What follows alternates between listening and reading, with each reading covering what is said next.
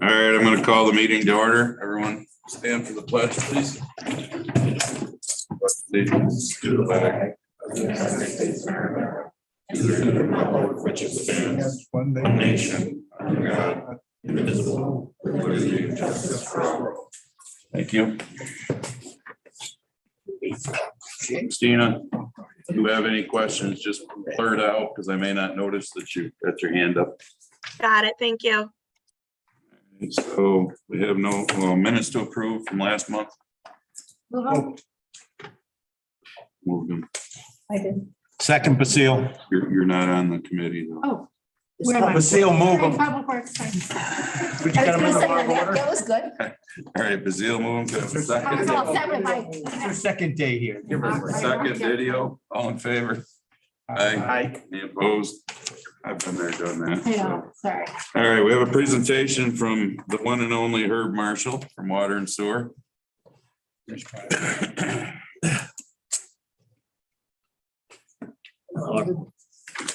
Andy, thank you again. I brought Carl to do most of the talking because you limit me very severely what I can talk. But we understand there are some ARPA funds that are available and kind of need to be spent by 2026. And we're trying to put together a program that we can get water throughout the county for a second source. And that makes it necessary to put a pumping station in someplace, and we got things lined up to try to do that at Long Point, Cayuga Lake. And Carl, you go ahead. Okay, well,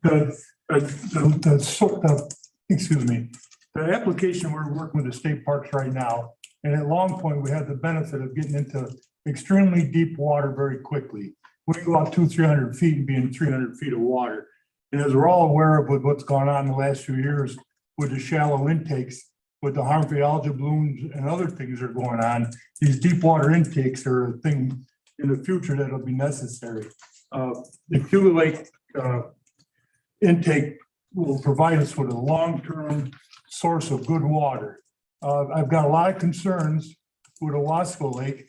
It's a great lake, but it seems to be suffering with some problems that no one can quite get their fingers on. And I think it really would be beneficial for the county to have a second source. It's been talked about for a long time, but I think that the condition and the things that are going on presently show the need more and more for a second source. What the condition, the situation that we're in right now, we don't know if it's going to get better or worse.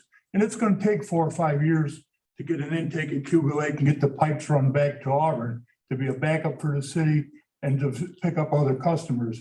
One of the benefits of the intake at Cayuga Lake is we can help the towns of Genoa and King Ferry and even Locke. And I really haven't looked at it, but in an emergency, I think you could even supply water to Moravia. And by going along Route 90, we can also get to our system at Port Byron, Weedsport, and we're not far from Cato. If you know, there's been some discussions about getting water to Cato. So really, this intake on Cayuga Lake could supply a very extreme large portion of the county. It really wouldn't hurt Auburn, I don't believe, but and that would be beneficial to the city because we could back the city up in an emergency if something did happen on Owasco Lake. And I don't want to be beating Owasco Lake up, but I just know that there seems to be a trend and no one seems to be able to get their hands on it. And Cayuga Lake right now has a good deep intake, a good source for deep water intake that's readily available to us. So we're looking for some help.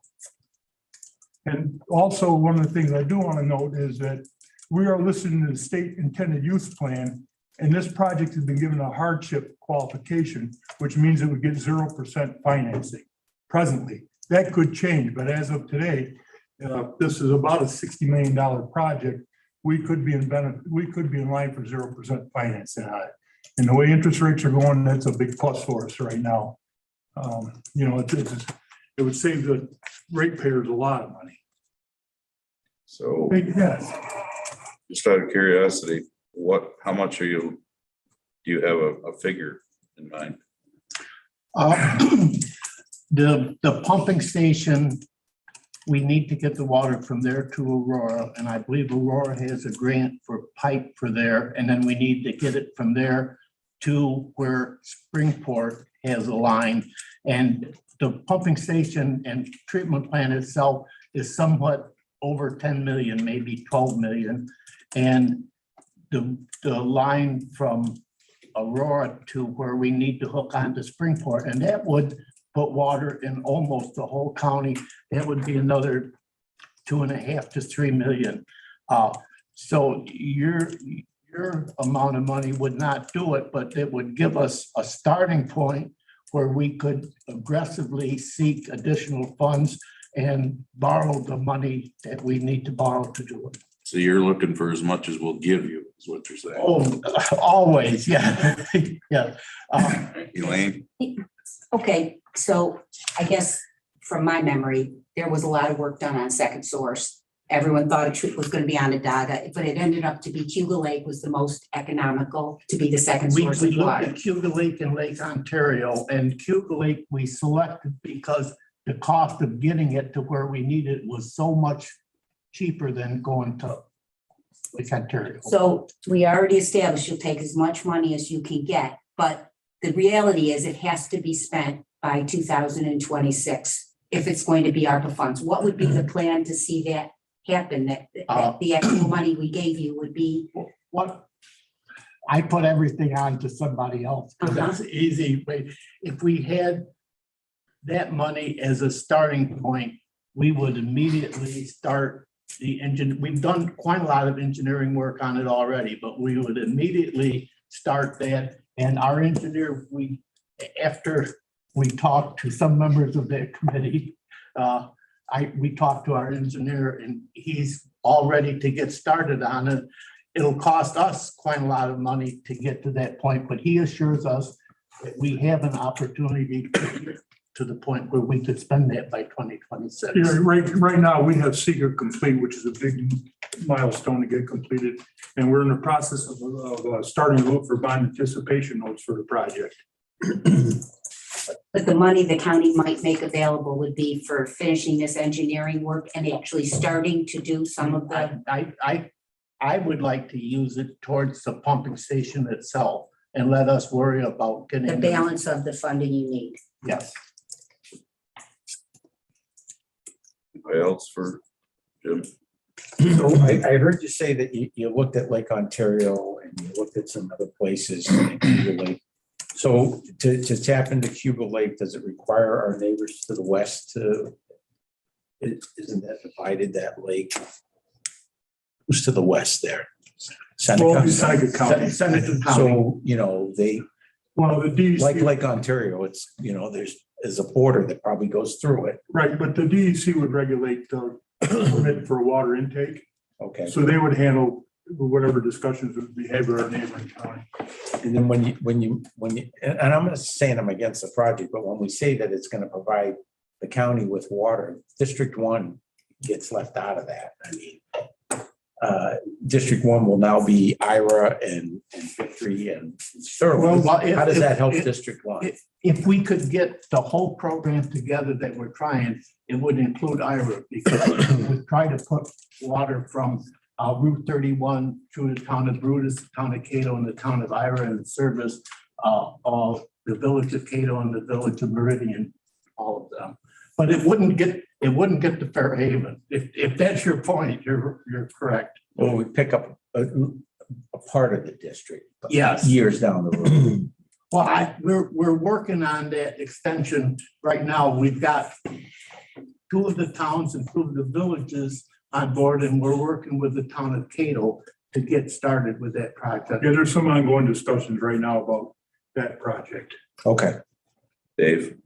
Yeah, Andy and Herb, let me ask you a question. 60 million is a lot of money. We all know that. If we give you some ARPA money Yes. and you start the pump station with that, Yes. how are we going to be guaranteed that you'll get the other 59 million? I mean, if you know what I'm trying to say?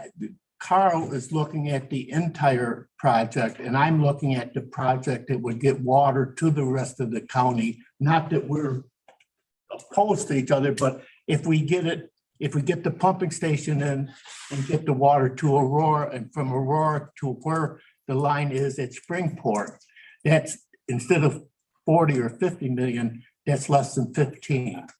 And I think the 15 Okay, wouldn't accomplish the whole project that we're trying to do, but it would get water throughout most of the rest of the county. With the line there, we can backfeed it to almost every place, including the city. so do you have an idea where to get that other 14 million then to do that part?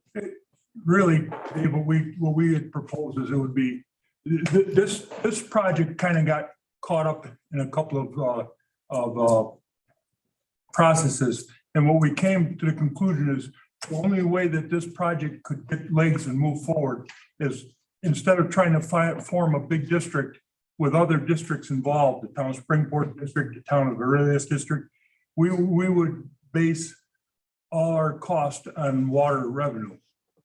Instead Okay, of, all right, it would all be, the monies would come from water sales. okay. Well, that makes more sense to me. Yes. Yeah. Thanks, Carl. And actually, with a few things that have recently are starting to move forward, it looks even more promising. All right. Thank you, Tom. Thanks, Yeah. Carl. Yes. Yeah, I guess my concerns are as same as Jim. You know, my district is Summer Hill, you know, Sempronius. The feasibility of running water from Cayuga Lake to there, to me is, and I may be wrong, but to me, that just seems foolish. Got like 3 hills and a couple of valleys to go through, and that it's not a 5-minute walk. But on the same token, water goes from Jonah to King Ferry through a couple of hills and valleys.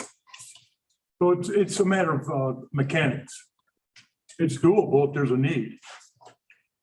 You know, at the end of the day, the water business is a money business. If you have enough customers and a project's $1 million and you have 1,000 customers, then you have a basis to move forward. So if Summer Hill or Sempronius, some of them areas where really needed water and you had density enough, you had enough customers, it's just a matter of whether it pencils, you know, at the end of the day, it's a matter of whether it pencils out or not. Well, I guess that's my question really is, I mean, is there enough need to justify the cost of running, you know, a huge water main from point A to, you know, point B? Oh, yeah, I think there is. I think there is. The village of Cato right now suffers from some water issues. There's people along Cross Lake that would like water. The village of Aurora is in a kind of a holding pattern with their water supplier of Wells College. And once again, we're still in a position that 15 years from now, we don't know what the condition. Wasco Lake may be a lot better, but it may not be. So I think a second source is beneficial in a lot of ways for the county. I know probably better than 98% of the people are on well water in all of my district. And I, you know, it's hard to imagine, you know, coming up even to my house. If you came to my house, you know, and you said, hey, you know, we got water here, you know, do you want to hook up? I'm like, I got a well that works fine. Why would I? But there are those areas that have plenty of water and are well served, but there are larger areas that are in need right now. The Genoa King Ferry District is on a well, and as you mentioned with wells, you know, how often do you have your well tested? Are you comfortable every day knowing it's a good well? As a matter of fact, I am. Well, then you're fortunate.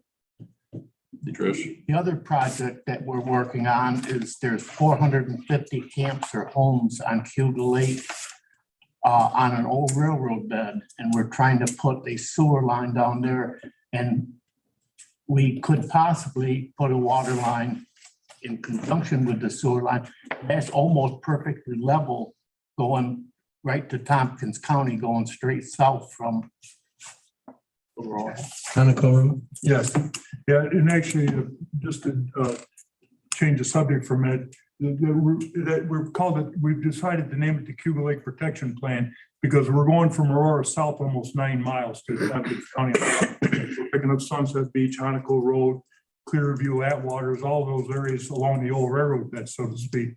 And we sent out an informational letter asking for people's opinions, and we've gotten overwhelming support. Out of about 50 letters, we've had 2 real negatives, but most people are just wondering when. And one of the things that is shocking to me, because living on the lake, you assume you just get water out of the lake, but about half of the 50 want water with the sewer.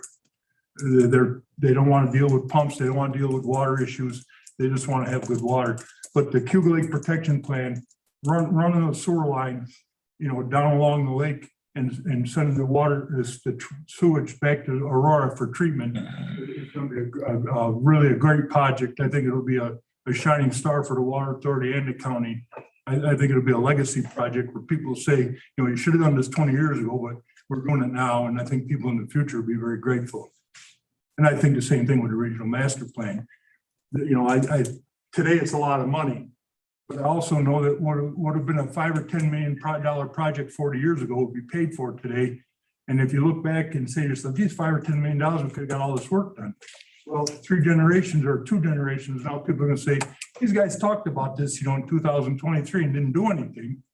It was $50, $60 million. What was that in today's money? So I think we're in a time where we really need to look forward and see where we want to go. Trish? Thank you for bringing this to the floor. One of the questions I have is in terms of the district formation and what that looks like. Are you still looking at that second source of water, larger district, like all of the municipalities?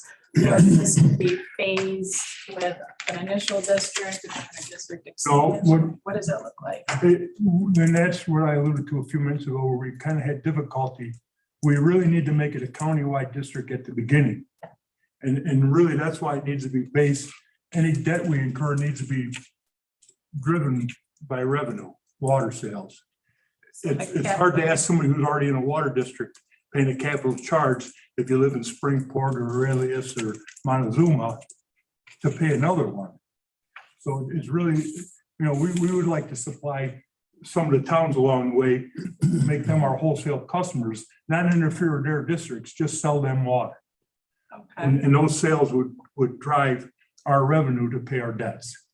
And the capital cost would be spread across all of the users in that larger district then? The capital cost would be supported, paid for by the water sales. So we wouldn't be spreading, if you didn't buy water from us, you wouldn't have any cost.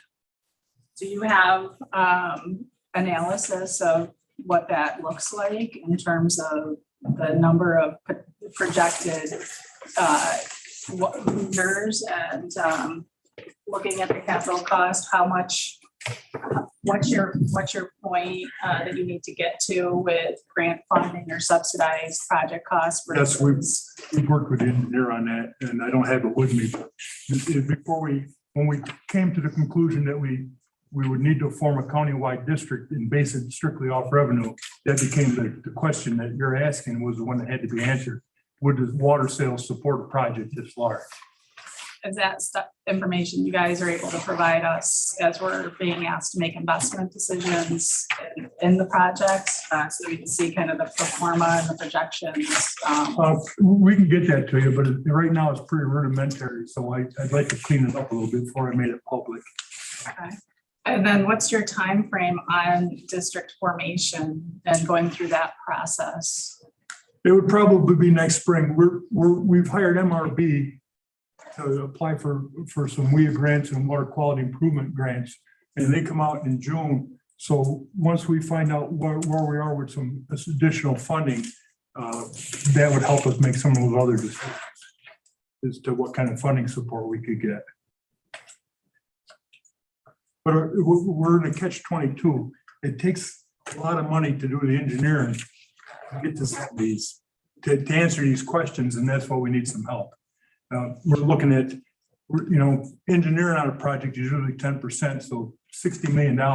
We'll spend $5-6 million with engineering, legal work, and just the administration work that needs to be done. It's an awful thing to come out and just say that you're going to spend all this money and never put a shovel in the ground, but that's the reality of it. Elaine? So thank you for coming. And I know, for instance, Hanukkah Road has been talked about for before I became a legislator, a very long time. I understand we need to, I also am interested in the second source of water. I'm also interested in having this membrane through the county. So for this funding purposes that you're talking to us today, Herb, you brought up, the pumping station. So where are you in design with that? Have you guys, do you need the money for the engineering designs, or do you have that already? Well, we haven't engaged for design just yet, Okay. I didn't know how far along you were on this. but I don't think that's this is a funny thing to say, but that's probably something the engineer could do in a week or two. It's pretty quick because it's, they're all pretty much, these plants are all boxes put together. And one of the things that we had originally thought about is that we would build the plant for future expansion. So it would be kind of a unitized, where it would be just add on as you needed more supply. I'm just gonna say, since I've been here, and I'm sure it's been long before I've been here, we've talked about second source of water. We've talked about Lake Ontario, we've talked about Skinny Atlas Lake. The horse gets beaten to death and nothing ever gets done. And every day we see, Owasco Lake this, Owasco Lake that, we need to do this, we need to do that. So I'm just gonna say that, those of you who might plan on being here 4, 5, 6 years from now, God bless you when you get blamed for everything, because we just want to nitpick and, shit or get off the pot. We either do something about a second source of water or we don't, because we've done this for the 8 years that I've been here and we've done nothing. Andy, most of us spend all of our time planning something and none of our time doing anything. Well, pretty much. And It's government though. I think, I try to make the project smaller than Carl does, because I think that's possible to get done. I think a $12 to $14 million project, with the help of the funds that you have, let us get started with this. And my idea, once you get started, other parts of it can kind of fall into place. But you have to have the pumping station first before you can do anything else. And getting the water to where we already have a line, I think is doable, and it will give us the chance to show that we are doing something. At least now we have the ARPA money to try. I've said it all along, so I'm not going to deny. I hate the whole ARPA thing. If people, Cayuga County got $14 million. Run that through your head, people across the entire country. Wonder why we have a deficit, and it's going to continue to get worse. If Cayuga County got 14 million, just think of what every county across the country got. But we need to spend it. So, be stupid to send it back, that's for sure. I wish personally we never got it, because our children and grandchildren are going to pay for it dearly. But, we can beat that too. But how many more years are we going to beat a second source of water, when every day the citizens got a new article out about, Owasco Lake this, Owasco Lake that. So, Trish. I guess I just want to piggyback off that and some of the other comments to say, I definitely think having redundancy for public water makes a lot of sense. Economic development that'll help for attracting businesses here as well. So I'm not opposed at all. Maybe taking a small step is the right way to get the project started. But I do want to say, with regard to Owasco Lake, there's nothing more important than protecting the quality of that lake water for more than half of the county's residents. And a lot of it has to do with these extreme storm events that we're having. The water doesn't have any time to infiltrate. It runs down street gullies and dumps stuff into the lake. So I think there's things that we can do there as well, in partnership with the Nature Conservancy, Soil and Water, other entities, to look at land management within the watershed and land protection of these kind of high risk areas that are creating problems for Owasco Lake, which really is the number one priority for me, to make sure that we're doing all we can to protect that water quality. Well, Trish, you and I are gonna talk because after I get these two projects done, Herbie's gonna have me run sewer all the way around Wasco Lake. We got treatment plants on each end of it. We ought to be able to sewer that whole lake. We can get down Honeywell Road with 9 miles of grinder pumps. We ought to be able to do Wasco Lake pretty easy. And I really look at, the lakes have become kind of a political football, but at the end of the day, we need to do every single little thing we can to protect them. I agree with you. I've got a business that's based on the quality of Cayuga Lake. And, you know, I could be in financial hardship if that lake wasn't someplace that people wanted to come. And I'm sure everyone that lives on the Wasco Lake feels the same way. We all feel the same way, whether you live on a lake or not. You want to do what's right for your environment. Dave, Yeah, my last question. Do you have a cost of the pumping station? I know you didn't ask for a specific amount, but if we give you something and then you don't have enough to finish the pumping station, then it's for nothing. No, we're not gonna spend the money. If we know whether we're gonna be able to get it or not, that will be a driving force to get this thing started. The pumping station is somewhat over $10 million. Okay. And I'm maybe optimistic, but that's doable. Carl and I do almost everything together. A $50 to $60 million project scares me just a little bit. Not that it's not necessary, but if we can get the first step of it done, the pumping station, and get the water back, Aurelius has got, or Springport's got the water almost down to Route 90. What is it, 4 miles, 5 miles north of Yeah, about 5 miles north of Aurora. So I think there's a chance of getting the water from the pumping station to Aurora, working with the village and the grant that they have. So all we got to do to get this under motion is the pumping station and getting it to where the line is in Springport. When do you need an answer from us? The reason we need an answer soon is Elaine's statement of 2026. We have to get permission from the state, and it has to go through the state legislature to put a pumping station on state park land. The state park system have already agreed to it. Long Point State Park really wants it there because they want the water and they want the sewer, both. But you have to get the full state legislature in an action to do it. And those things, no matter how anxious we are, they don't necessarily happen overnight. But if at your convenience, when you can make a decision on this, we will start immediately to get the other part of it done before we spend your money. Thanks. You guys would use any money the county would give as leverage to say they're supporting this project, this is the startup? Is that how it's gonna work? Yeah, maybe I see it different than Herbie, but the water authority is revenue driven. We only have what money we create doing work and selling water.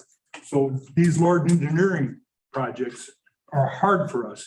Mhm. We just need help, and everyone wants to see a plan. They want to see drawings. The state legislature is going to want something in front of them to make a decision with. We need help. That's what you'd be looking at potentially to use this money to Yeah, get that. yeah. For the, myself you need it for personally- the engineering. Yes, okay. Yeah, personally, I would not use the good graces of the county to leverage the legislature, you know. But we have a lot of work that we need to do just to get to that Yeah. point. Gotcha. And as I said, money's money. We don't have a lot. Christina, you got anything? No, I've just been listening in. I'm just kind of absorbing it all. Thank you. Anybody else? I guess that's just, if we're talking about giving out away the ARPA funds, we just need to have information. You know, I need to have it needs to be itemized. We need to know what it's going to be used for. There's just all kinds of things we could use that money for. So, you know, that you'd have to make a compelling case. I mean, I don't, as much as I like both of you and I like the project, We're far good for enough us to just along give in you this. whatever you're asking for. We have to. We're far enough along in this project so we could right away come up with the engineering cost for the pumping station. what we and need to getting know. the That would be water great. spring Yeah. forward. And we can come up with that. We can come up with the design and the cost of the pumping station. And we're willing to get that started. If there's a chance that the funds are available, we don't want, all of our money comes from our customers, except in the extra work that Carl does for municipalities. So we don't have access to a whole lot of money, but the That's what sale you're of asking, water, That's what she's asking, I That's what guess, I'm to come up with the design costs and estimates, and it would give us Right. something to go Give you a on. number. And what's we what's can do- also good is that Cayuga Lake has its own challenges, you know, they have their own problems with runoff, they have their own hydrola challenges.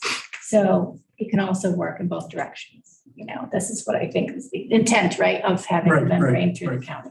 I think in closing, I would just say that the ARPA funds was kind of like a once in a lifetime thing. Mhm. In this project, I'm afraid that if it doesn't move forward now, it's dead forever. Right. We've worked awful hard for the last 3-4 years trying to figure a way out to do this, because in my heart, and I think everybody on the board agrees, that this is something that would really be beneficial for the residents of the county and the county commerce. And I think it should have been done a long time ago, just for the peace of mind of a second source.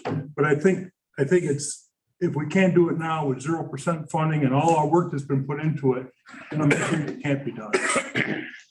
Let's not forget, it's just not our lakes. I mean, we have lakes in the Adirondacks with nothing around them but woods that have the same habs and all of those things. And, you know, I've always wondered why we don't talk with them and find out, what do you do about your problems? Instead, we just, I'm biased, but generally blame it on one industry down here.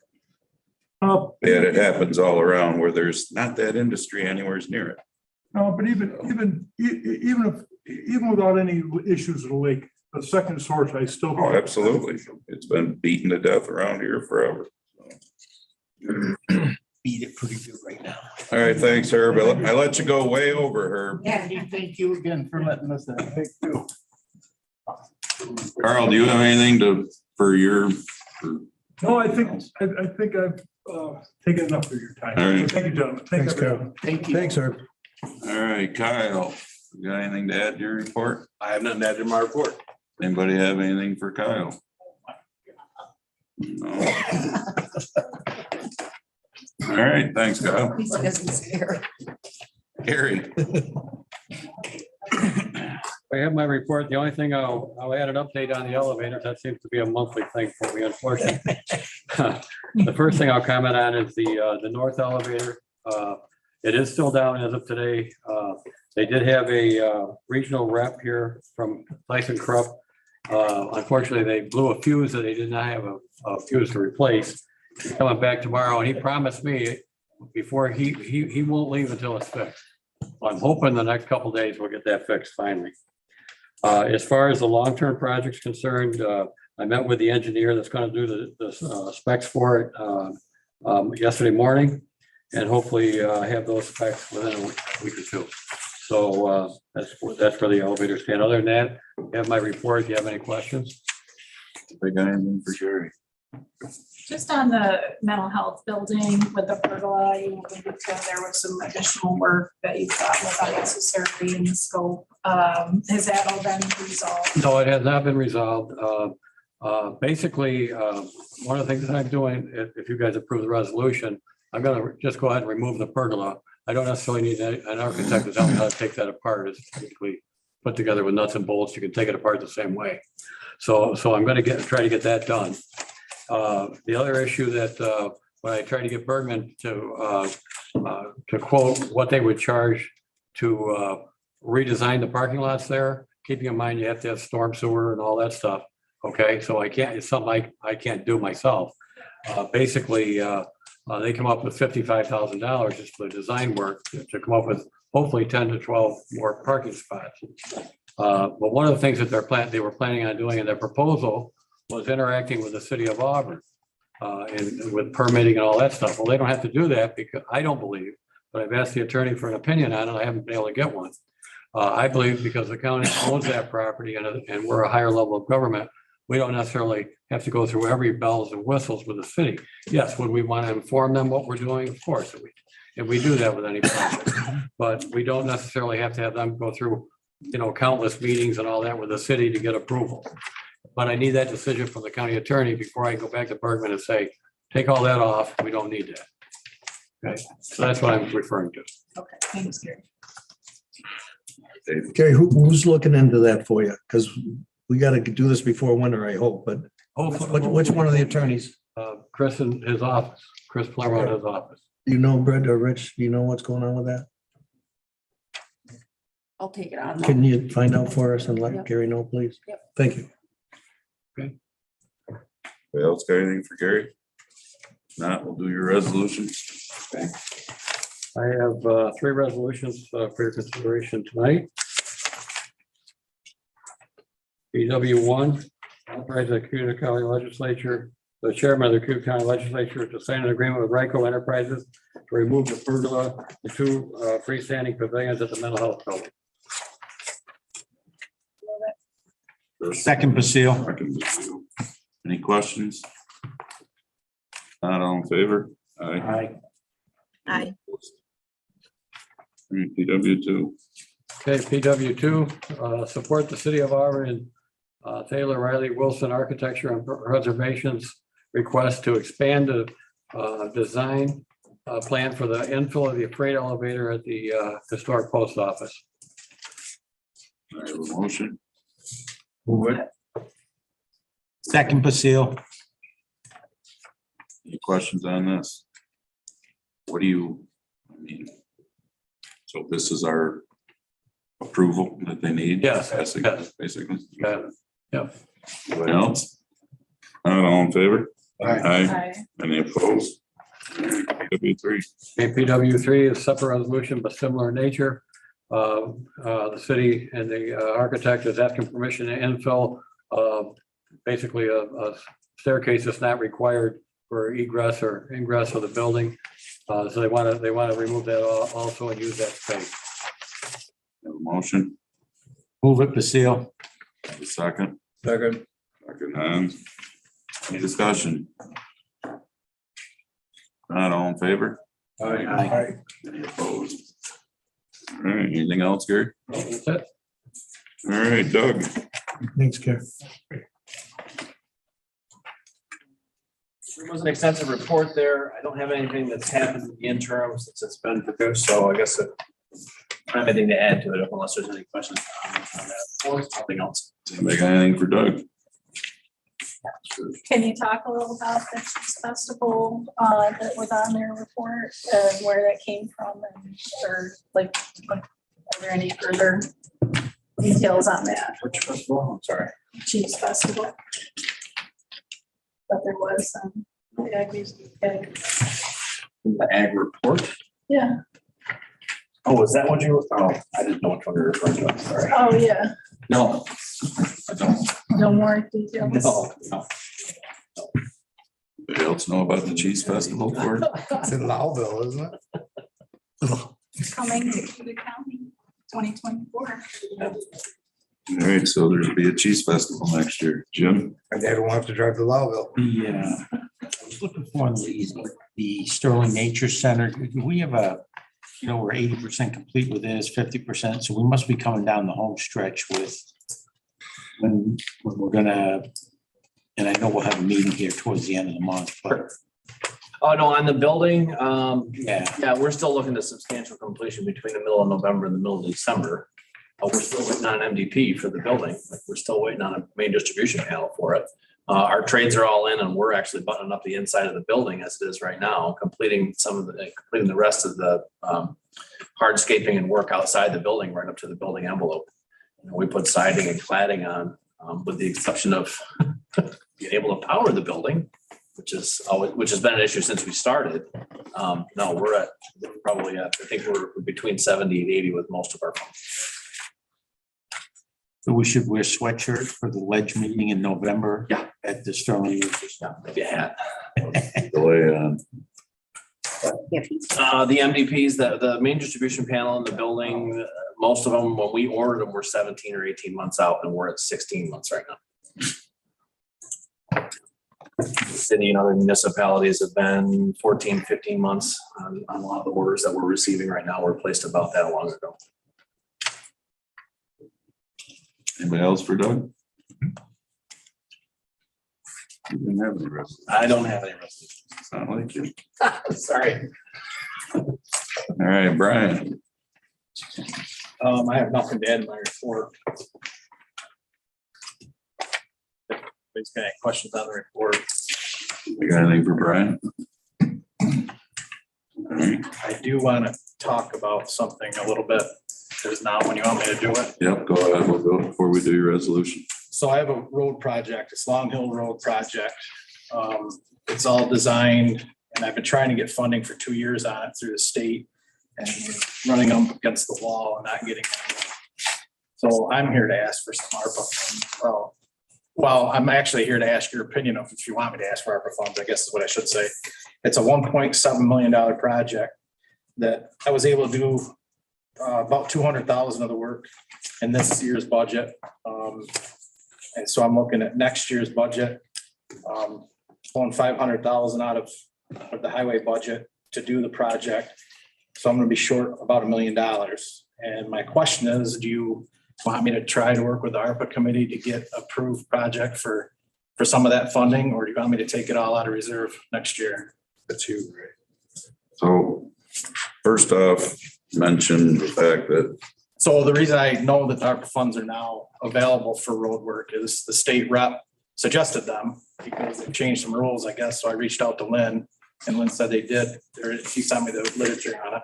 And the project does qualify for ARPA funding. and the state rep also said there wasn't a chance in hell. There's no money left in the state budget for the next several years because of the 481 project for pavement preservation projects. So we're not going to be seeing any of those projects funded in the next several years. And this is a 28-foot wide. Yes, it's so Long Hill Road, if you're not familiar with it, is the main vein coming out of Moravia to 34 to Venice Center. It's a former state highway, so it's 28-foot wide and just under 8 miles long, 7.72, I believe it is exactly. And because it's 28-foot wide, adds 8 foot on to, it's not a standard county road. So the costs are crazy to even try to pave it. I can certainly pave it and make it look good for as long as I'm going to be here. I think we should fix it right and use the design that we have already in place, which is the 1.7 million. All right, questions? I just, Lane? I think the point of clarification, you're right. When the small ARPA committee met, we did talk, Lynn did bring up the fact that in the very restricted funds, I think we have like 2.4 million in there right now. The state had expanded the criteria for that restricted money. Instead of just being water and sewer and broadband and negative impact of COVID, they did something with roads. Yes. And they did something with low income housing. And that's where this Housing Visions is coming in at HHS meeting to talk about pulling out with some ARPA funds, the shelter project. So that's basically what, she reached out to you because we said to her, figure out where the expanded, money could go. But the reality is we have just over 2.4 million in this restricted money and about 4 million left in what she calls lost revenue, which is, you don't have to, you can spend it on, the county can spend it on however they want. So, the project for broadband, I guess we're not gonna be able to spend the money in time. My understanding is the concern that might be, but water and sewer, the road and this low income housing, all these things would now qualify. So to your point, Andy, that 2.4 million, if we don't spend it on these restricted categories in time, it goes back. The other part is 4 million and that can be, I guess, allocated to whatever the county wants to allocate it to.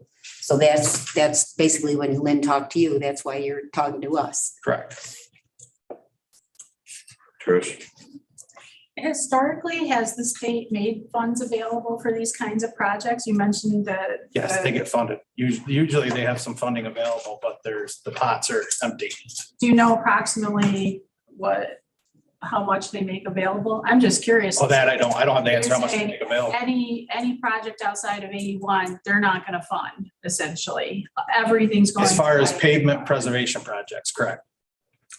I wonder if there's an advocacy No, that's- opportunity That's okay. there for the county, because that's ridiculous in my opinion. Well, it's gonna be an issue because, Yeah, you know, we can do what we can do with the 4 million that we have every year to work with, but we're not gonna get to the point where we need to be, so we're maintaining our roads, not rebuilding them. Because, and it's not just our county. I mean, no, it's across the state. Right. And the other thing that come up recently in our budget meeting, and Dave was part of that, is conversation with Lynn, was the Bridge New York projects. They funded our Bridge New York project, the Jericho Road project. And so those estimates are done 2 years prior to letting of the contracts. The contract is now out there and we're, I'm just shooting off the top of my head. Now, I think we're about 600,000 short on that. We're gonna lose $1 million if we don't fund that other 600,000, which Lynn and we've got a plan worked out to get that to happen. But in the past, if they went over, you would reach back out to the state and say, well, we can't do this project. You know, we can't go over our 5%. You know, we don't have the funds, and they would come up with the money. That no longer happens. Now they're telling us to go back and figure it out on your own. Or which the county will be able to absorb stuff like that with the fund balances, but the towns, it's gonna bank. They're gonna have to just scrap the projects altogether. Brian, Yes. I travel the road 5 times or 5 days a week as a rule. I know the condition of the road. But, I mean, is there a grading system or whatever that you guys use that says the road is at this level, if it gets to this level, you know, now we're creating, you know. So there's 2 issues with Long Hill right now. Long Hill, we've been pushing it off, obviously. It was, they started the design on it before I was here, 3 years ago. 3 years ago, if they would have done it, we could have gotten away with maybe an $800,000-$900,000 overlay. But now, I'm sure if you travel it, you know the wheel running that's in it. Yep. That wheel running is getting to an extreme, and that's why we need to do the fiber mat underneath the base to stabilize it. And I guess my concern would be is whatever fix that you have in mind will obviously handle, hopefully, the heavy 25 to traffic. 30 years. Well, handle the heavy truck traffic. Yes, that's the problem, is the heavy truck traffic. That's what the fiber mat is for. Which that's a more expensive way to go. But when you stop and do, I mean, I've watched a lot about this. I mean, that would be the way we should have been going for years to make our roads. I mean, we're repaving roads 5 years after we've fixed. I mean, when are you doing Bonham Bridge next year? Well, we've done everything we're gonna do Bonham Bridge for a while. Well, yeah, so we've put lipstick on a pig for a road that we paid to have paved in 18, 19. Well, that is Like that. the term we use, but I don't. I mean, but that's my point. Right, and that's my point too. I can, Eat money away. I'll be nice, okay? Because I know I mean, screwed up earlier. I could go in there right now and do an $800,000-$900,000 overlay, and it will solve the problem until I'm gone. Yeah, Once I'm gone, the next guy is gonna. but that's my point. We did that on Bonham Bridge Road and, you know, we ain't never getting that back. And it needs to be done now. I get it. We can't really afford to do it now. So we've done the lipstick on a pig routine. Aileen, I just have a quick question about Yes. Bonner Bridge. Does the state have a plan for Bonner Bridge? What do you mean the state have a plan for Bonham They Bridge? have oh, it's a county road. It's a county road. Oh, maybe she's talking about the bridge itself. Are you talking about the, bridge, I guess, yeah. yeah, that's a canal bridge. That's a canal authority bridge. Right. That's not ours. But do they have a plan for that part? I guess that's. you're Well, talking they- the whole road. they- Yes, I'm talking about the bridge. They cut it or they close they- it down about once every 2 years to do something and They then painted it brown. it's horrible. Or down, it's gonna get used a lot. I just knew that there was a plan for the bridge because It is, it's the bridge. Locally done. Well, I would, in my life, that's why I just wanted to make. I guess I would recommend that the ARPA group get a couple of these projects in front of them with the cost estimates. And they can grade them, you know, A, B, and C, or 1, 2, 3 of importance. what category they're gonna come out of, and we'll present some. So with the last presenters that were here, so everybody can get stuff to us within, 2 weeks? We could meet and take a look at all the different projects, because we haven't heard about the housing project. There's a possibility of a presentation for the SPCA on their project, because there's a issue with countywide dog control, which may not seem important. And, who knows what's going on with the ambulance service pulling out of the county that hasn't even come to us yet, and how that might have been impacted by Auburn City opening up their own ambulance service. No one's talking about that, but so I think we may have more projects than we have money here all of a sudden. Oh, I'm sure we always will have more projects than we have. Well, I think there's some people in the county that are concerned about the projects getting dragged out, or they're too small, or, well, that doesn't sound like we have small ones now. Yeah. 1.7 here, there'll be a No, I'm million not and a half asking for for engineering 1.7. there. There'll be, Now, what is the figure that you're asking for? I'm short $1 million, 990,000. Now I can take some of that out of, that's 100 pounds of 20s. Did you know that? 990, just. I can get it out of reserve. I do have a highway reserve, obviously. We could take it out of there, some of it or all of it. I just want to know which direction the committee wants me to go with it. I mean, How much time do we have to let you know before budget's over, right? no. You got until the ARPA money gone, I guess, but So basically, No, well, it needs to get done. basically, Elaine, your thing is coming for your meeting, right? A presentation. Yep. So I would say that what's the process to get it to the ARPA committee these days? Go through Lynn still? well, I think you've pretty much got it there because you have members sitting here. Christina Calarco's on it, Elaine, Bob Shea, and myself. So You four? Okay, I'll just. I you basically, could just email it to us. I think the sense was get it in front of your committee. At least people would have a sense of, are you interested enough to putting it on paper?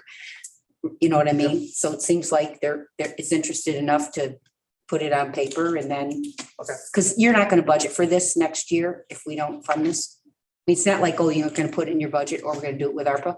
No. What's gonna happen is I'm gonna come to you again next year and we're gonna take it out of reserve if I don't get funded. And you can take some out of reserve or Right, some are all, correct. Of the 900 that I'm short, 900. basically in the next few weeks after your meeting's over with, the ARPA committee needs to make and I Some think- recommendations. some pretty good suggestions. And you were right to say, put it on paper. What are you going to spend it with and what's the cost of what you want? I think Same thing. Every department has. I don't think you need to, Okay. break it out that No, this costs this costs. No. I'll show you what the funding is and how much I. More than Yeah. a verbal in a meeting. yes, Okay. something to go That's off. what A water cooler budget. Dave, Yeah, I just want to congratulate Brian. We finally got a garage manager Yes, for the motor pool I after saw how many that. months? So congratulations. 14 months worth. And we talked about at the budget meeting, he's really qualified and really good guy. Starts next week. Congratulations. all right, so does anybody else got anything for Brian on this? This is starting to turn into a Riley presentation. Well, that's coming. Anything out of your head, Andy? You want to do your resolution? My resolution is for the purchase of the double drum roller that was budgeted for. Move this to second. Basile. Any questions? Not all in favor? Aye. Anybody opposed? All right. Anything else, Brian? Nope, that's it for me. Anybody else got anything else? There's one last resolution. Oh, the ledge one? Ledge one. Yes. PW5. So are we supposed to do these or not? This has been an ongoing thing for years. All right, ledge one. Anybody want to move it? Move it. Or ledge, or PW5. EW5, excuse me. I'll second that. Hans moved it, Chris seconded it. Anybody want to ask any questions about it? It really doesn't matter if we pass it here or not. We just have to pass it Chris seconded at it. the floor. Oh, Christine? I said second. Any questions, concerns? If not, all in favor? Aye. Opposed? I don't see anybody got anything else. Hans moved and adjourned. Second, Basile. Second, Zeal. All in favor? Aye. Any opposed? We're adjourned. Feel better, Chris. Thank you.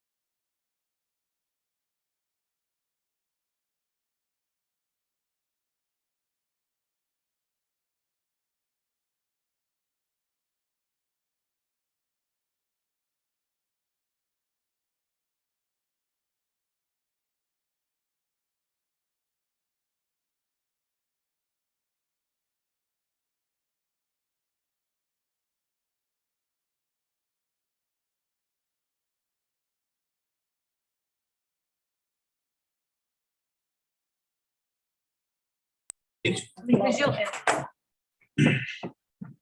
I pledge Allegiance to the flag of the United States of America, and to the republic for which it stands, one nation, under God, indivisible, with liberty and justice for all. Thank you. Minutes to approve. Second. Got a motion, a second, any discussion? Oh, thank you. All in favor? Aye. Any opposed?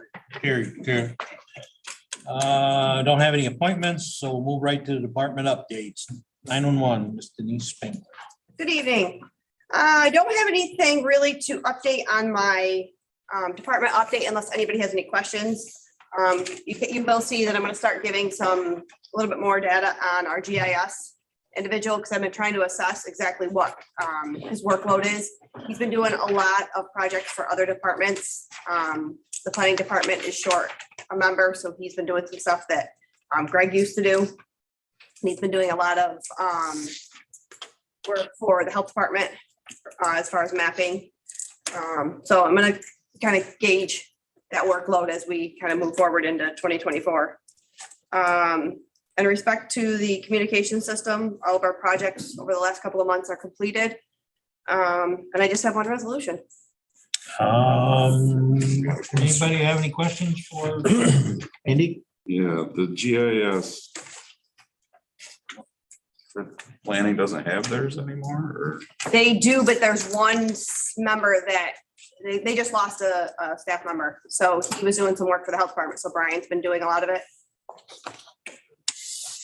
Was there gonna be some sort of situation we always run into where somebody's helping out in other departments, so they're working out of? Well, that's what I'm watching for. I'm gonna try to make sure that if I find that he's working out on job description, I did talk to civil service about maybe just reclassifying his position a little bit so that we don't run into that. Cause I want to be careful of that. Because if I recall, that's why we got you your own GIS person. Yeah. Oh, he does all of ours. He's been a phenomenal hire. Not have the ones from other departments. Yeah. And now it's the other way around. Yeah.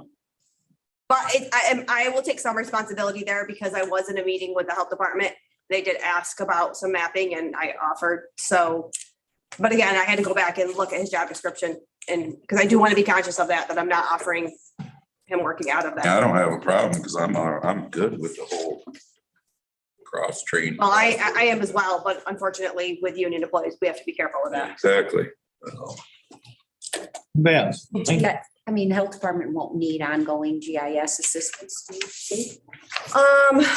Ongoing might be a loaded term. Yeah, because it wouldn't be consistent. Yes, it would be when they want certain, something. Yeah, and I'm always the one that's like, yeah, we'll help out.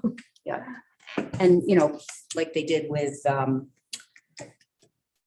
one of the other departments, you could actually, like they did with Michelle Wonderwood, you could make a contract with you and then you pay them and those things could be claimed under the health department's reimbursement. We looked at like the GIS specialist, like a lower grade to compare it to what he does now. So if we change his grade, it wouldn't be a huge salary increase, but it would be enough to just cover those duties. So if he is doing them, I'm covering our butt. Make sure that we're not having him work out of class. Anybody else have anything for Denise? Heidi? Just a comment. So you have one vacancy. We do. We have 2 in training right now, and it's still very, very early to tell, the success. But they've just started scenarios. They just completed their EMD certifications. So, time will tell. But yeah, we're doing good right now.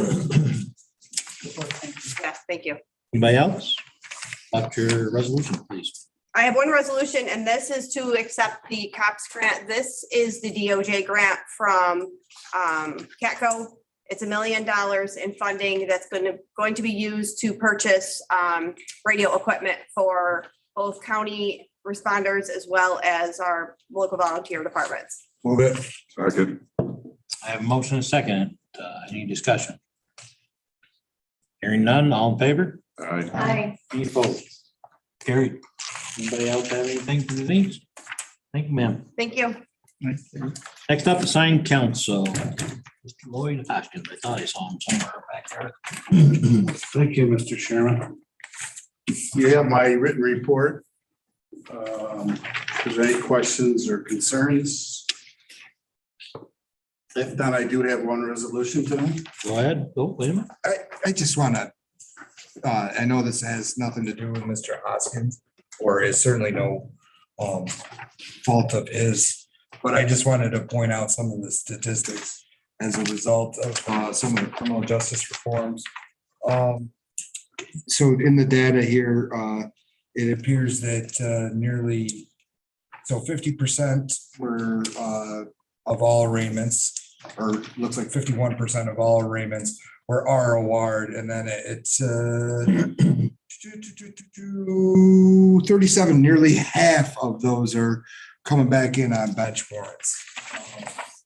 And I think this is an impact on the public safety and certainly on our bottom line. So I just wanted to pontificate on that for a minute. Thank you for indulging me, Mr. Chair. You use words like that again? Yes, we. Yes, so I don't swear. But to add to that, if they weren't, then our jail would be overflowing also. So it's an all around serious issue. Anybody else have anything? Mr. Hoskins, before we go. All right, you have a resolution, JP two. Maybe two is to transfer funds from the fund balance to the assigned council program. As you all know, in April, the state legislature passed an increase in the rates that we have to pay the attorneys to $158 an hour. Our 2023 budget, we had budgeted about 1.3 million. And because of that rate, I'm suggesting, or I'm recommending that right now there's about $99,000 left to cover October, November, and December. There's not enough. So my estimates are we're going to need approximately 300,000 to get us through the end of the year to pay the difference in that new rate. 100,000 more or 300,000 total? 300 total. There's about 99, there's 100,000 left. So it'll give us 400,000 for 3 months. We are getting reimbursement for 50% of the increase. It's running, last month we got 48,000. The month before it was 21,000. So we are getting the reimbursement that the state promised us, but again, it's only 50% of that increase. Okay, I have a motion. I need a second. Second. I have a second, and I'm sure there's a bunch of discussion. So Chris was first and then Haley. So I think you alluded to this, Mr. Hoskins. I'm just looking for a little clarification. So ILS, because I'm thinking, ILS, is this different funding stream? Why isn't ILS paying this, or is this like you alluded to? There's sort of a disconnect between the funds reaching us, or is it that 50% stuff? ILS is reimbursing us. The legislature only approved. We thought the legislature, state legislators would approve 100% reimbursement for the increase, because they're the ones that took it from 75 to 158. So we thought that we would get the whole increase. The legislature didn't approve it that way. They didn't see it that way. And so they're making the counties pay 50% of that increase, and they'll pay the other 50%. ILS will pay the other 50%. So when they budget it, Go ahead. Yeah, go for it. Well, that was my question. And I was wondering in the budget, the upcoming budget, you're talking with ILS and you guys discuss that budget that we get from them. Yep. Are they taking this into account and are they helping? They will Next year. Next year. I mean, Okay. we're budgeting just south of $2 million for next year's budget versus 1.3 this year. So if you approve this resolution, it would be 1.6 for this year. So But do you think they'll come through? Do you think they're gonna come through with any more money for you, ILS? I'm not sure on the new rate increase. They're paying for all the investigators and all the drug courts and everything else that we would have had to pay for, but that new rate increase, again, right now, it's till next April, it's at 50% of the increase. Clean. I mean, no fault, but if you had known when you did the 2023 budget that they were only going to pick up 50%, you would have budgeted for that, Correct. but you didn't. So there's the shortfall. Correct. And you'll know this year, and then hopefully there might be some movement after April. Yeah, our estimates at the budget committee is about 2 million. So what happens in April of 2024?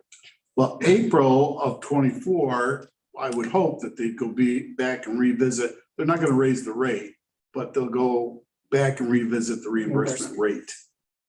So if we could So get it could go to 100%. zero, the reimbursement. Well, it could. I would hope it would go the other way. That we get. If they went 50-50, the chance. All right, gotcha. All right, thank you. Yeah, that was my question. It can go either way. We all know it's not gonna go up. At least I know it. It never will, or they wouldn't have done, they would have done it. So we'll be lucky if we have keep the 50% next year. Is that the way you feel? Patrick. Probably right. Hans? Yeah. I'm not in favor of this resolution. I'm not in the committee, but for one thing, I think we ought to ask the city of Auburn to contribute some money toward this. Like $200,000, 2/3 of the miscreants are from the city of Auburn. And only 1/3 of it is from the county. So I think the city ought to be paying for it. Well, go ahead. I mean, I don't agree with that, but I mean, to me, this is a resolution no different than when we added money from the 730 assessments. When the line runs short, you have to put money in to pay the bills. Yep. Right? I mean, this is a mandated cost. It is. Unfunded. And you're, yes, but unfunded mandate, yes, but it is mandated costs that you don't have enough money to pay for. So this isn't any different than what we just did with the sheriff, adding money to your medication line and you have to pay the bill. I mean, right? You're right. It's a mandated. It's a constitutional right of defendants to have legal counsel assigned to them if they can't afford it. Now, we're also looking at trying to look at efforts to stem that increase too. You know, we're looking a lot harder at these assigned counsel applications. We're denying more of them because we know it's going to be $158 an hour if we approve it. So the increase in denials have gone up. Because there was an ask for you to do that. Now that we're getting a little, so much money that is a local share, people should get it only if they're eligible. Right. The problem with that is our office only does that for town courts. We don't do it for family court. We don't do it for city court. So. Yes, thank you. Lloyd, I know this is a stretch and I'm sure they close these loopholes, but what about pretrial hearings, parole hearings, the recognizance hearings? Are they required to have counsel? They are, But the legislation. but by hiring Mr. Price last year, I've assigned him to do all the parole recognizance hearings, all the parole hearings. The only thing he doesn't do are the appeals. I think we've only had 3 or 4 this year. So our cost on the parole line, if you look at the parole line, has dramatically decreased. Very good. Does the state give you a parameter for those rejections? Does the state say you can't reject anyone unless The presumption is if they apply that they'll qualify, because they wouldn't apply if they already had an attorney that they were going to hire. So what we look is at their income, the complexity of the case, There's various factors that go into determining eligibility. But has the state ever told you, don't stop denying, you've denied somebody that you shouldn't? No. It's only our recommendation to the judges. The judges are the ultimate decider in who gets it and who doesn't. We'll write the recommendation to the court that based on income, based on employment, this person may not qualify. Our recommendation is to deny the same council application. And that town judge may know more than we do about the case and about the defendant. But 99 times out of 100, they'll take our recommendation. I just was curious. I didn't know if the state put any parameters on it, considering they're the one. They have the parameters in terms of income eligibility. If I can, I do have one question. It says 300,000 from account A19090. Pardon my ignorance, but what account number is that? I think it's the fund balance. The fund balance. So it'll require 2/3 in the, on the full ledge. Those numbers The came A fund, I believe, or fund balance. And is there any other account that we could possibly pull that from? Or is this the most wise choice?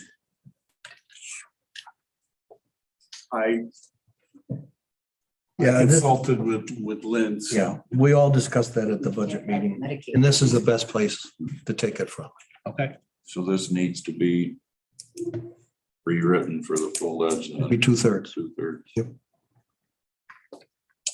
Okay, I don't have any more discussion. I don't see any more hands. All in favor? Any opposed? Hearing none? Passed. Thank you. Thanks, Lee. Let's see, next up is the coroner. I don't see him on the internet and he's not in the room. So according to this, he has no updates. Next up, District Attorney Brittany Antonacci. All right, good evening, everyone. I do have some good news. I extended 2 offers to fill our 2 vacancies, our 2 attorney vacancies. So those have been accepted contingent on the aid to prosecution funding that is in one of the resolutions. So that's exciting. One individual has 25 years of experience. The other has 13 years of experience. So the fact that we're going to be able to get prosecutors with experience is unheard of right now. So I'm very excited about that. Also, I will be putting a resolution for coming probably November or December. We did get additional, we got the Discovery Grant. So we got $292,000, a little bit over that from the state to reimburse the county for expenses affiliated with Discovery. So that's up about 22,000 from last year. So that's good news as well. Other than that, I do have several resolutions on. Before we get into that, does anybody have any questions for the district attorney for the resolutions? Hearing none. Okay, let's hit them. Let's do JP3. Okay, JP3, I'm looking to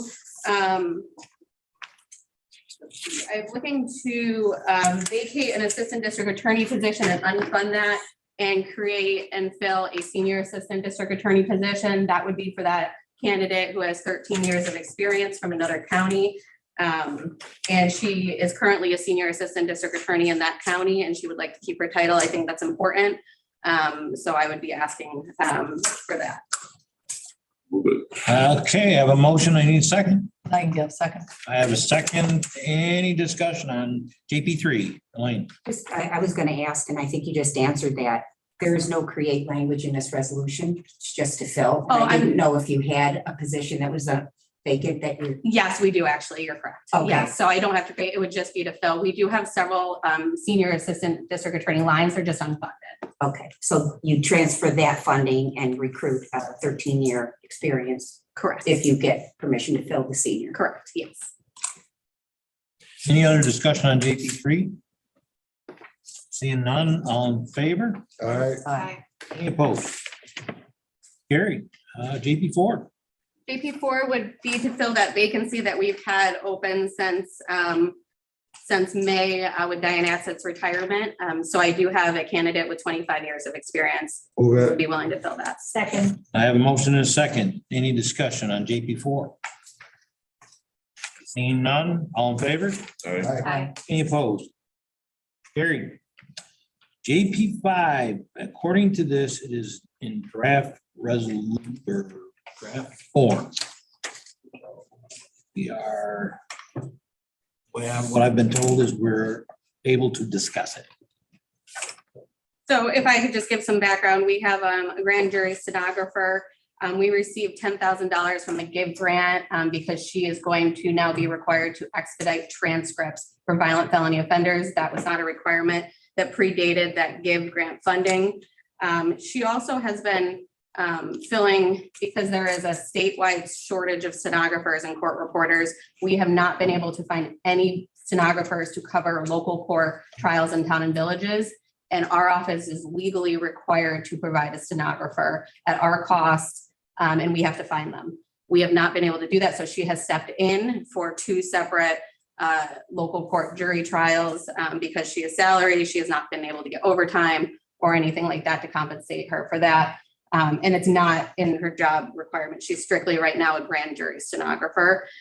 So because this $10,000 is coming from the state and it was already agreed to by DCJS in that contract, I would like to give her a stipend. I understand that there's been some discussion that a CSEA employee is not entitled to a stipend, but there are some employees in this county that are CSEA employees who do get stipends. I think there are 2 of them. So I am waiting for a conversation to take place between CSEA and Diane Ferris. So that's why it is in draft form. Okay. So basically, this is purely funded from that grant or. Correct. And honestly, it's just a Band-Aid. And I'm not going to get into, the specifics of this employee, but she is highly sought after. And if we lose her, that's going to be a major problem, not only because it'll put our grand jury cases at a standstill. We won't be able to present cases to grand jury, but it's going to end up costing the county significantly more money. Her position really needs to be reevaluated by CSEA, by the county, and we need to come up with a plan for her. So this, I describe it as a Band-Aid right now until that can be done, because that needs to be done. So I guess, and I know the 2 positions you're referring to, there are 2 prescribers that were nurse practitioners that have a assignment at the county mental health, and they were stipend $15,000 each, whether that was right or not, but they were taking work on at the jail site, which is really not their primary responsibility. Are you saying this lady now is assigned to 2 different courts that isn't her primary responsibility as well? Correct. Her only responsibility is to be the stenographer of the court in grand jury, which is Wednesdays, and then she's full-time transcribing those proceedings. And because we can't find reporters across the state, she's had to step in, and she's done so, because otherwise we wouldn't be able to do jury trials.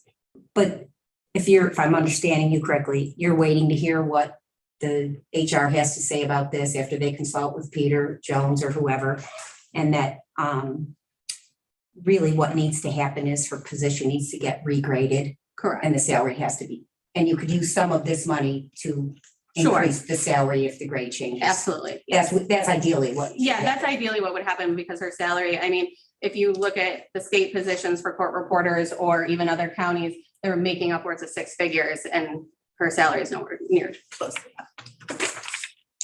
That was my concern. Right. Thank you for bringing that up. So I just didn't know, because I don't want to, you said Band-Aid, I don't want to keep getting into a cycle of Band-Aids. So just hopefully we can holistically look at that position, what's expected, and then make her salary Regrade it and do it quickly. And I know a priority of CSEA, I mean, they've written articles as to recruit and retain, and there's been a specific article on court reporters and how that needs to be done. So I'm confident that they'll focus on that when they have a conversation with HR.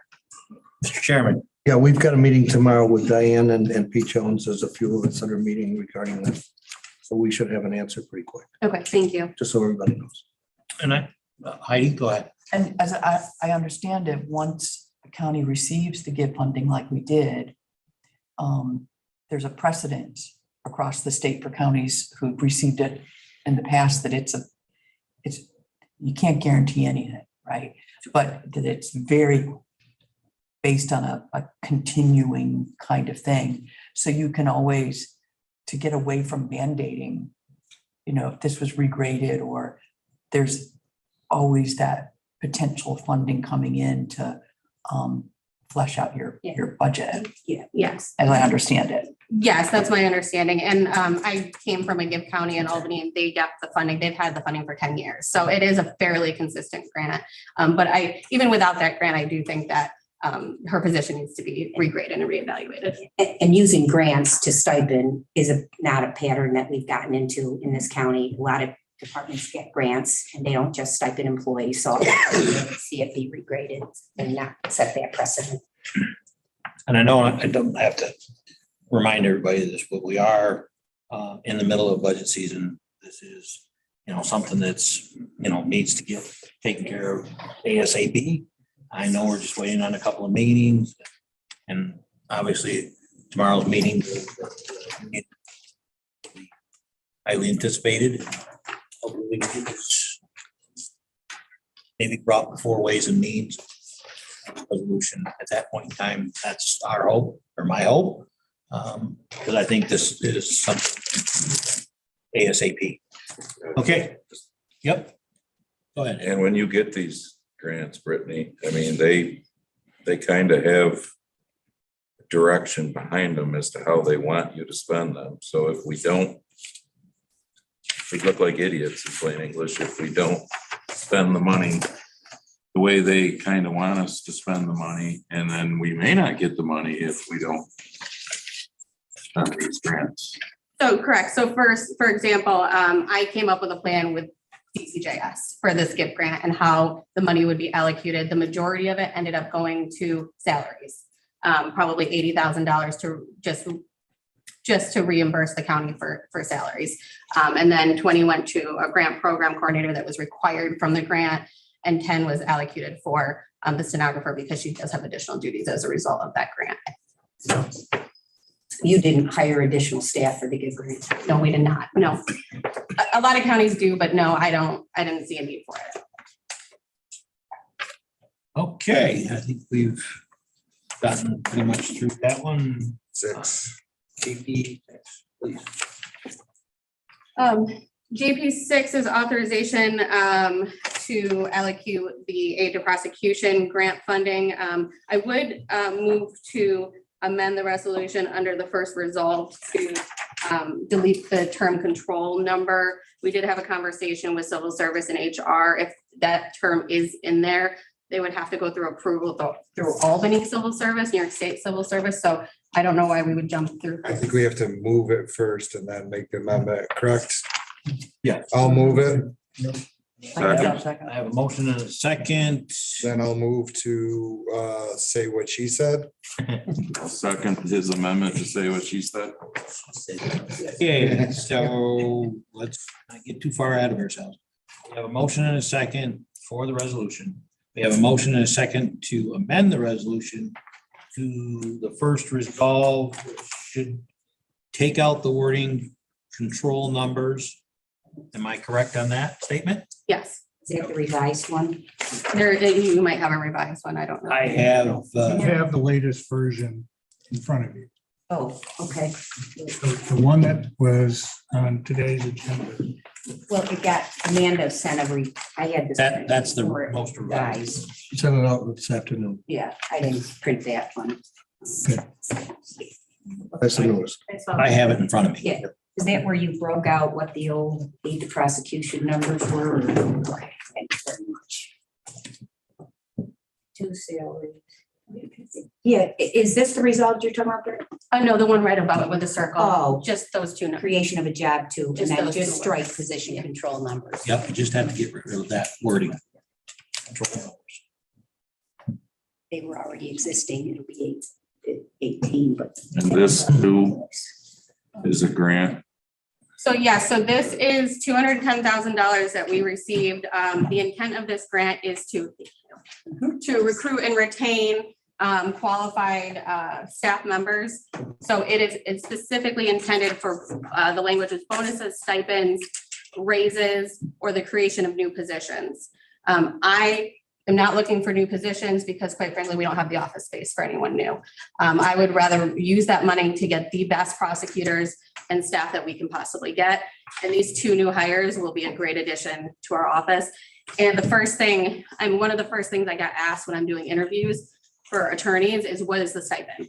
Because that has been something that counties have been doing probably for the past 3 years since the centralized arraignment program took effect. And our county just has not been doing it because we didn't get the funding. Now we have the funding. Any other questions before we move the amendment? We'll have time to discuss the resolution after we move the amendment. As Is amended. that what you're? Yeah, we gotta pass the amendment first, Yeah, we gotta and then we'll pass it. discuss it. So I have a motion and a second to amend the first resolve. And basically what we're doing is taking out, Position control numbers. Yep. so we've got a motion and a second. Any other discussion? All in favor? Aye. Any opposed? I will move the amendment as amended. Second for discussion. I have a motion and a second for discussion. Elaine or Aileen, go ahead. So I have a couple questions. You did just remind me of when we did the increases to the legal group. And the intent to hurry up on that move was for retention and attraction. So I guess we can talk about this because this is yet another layer of attention and attraction effort. And can we just discuss? Sure. So, and we appreciate obviously the increase in salaries.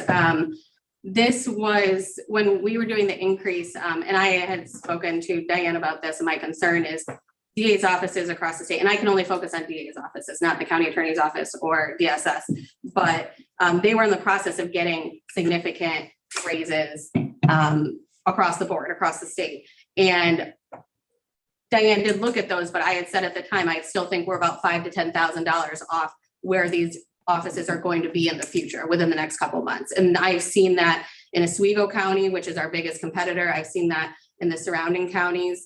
And those counties not only did salary increases that are now $5,000 to $10,000 more than what we just did, but now they also have stipends, which comes from this grant money.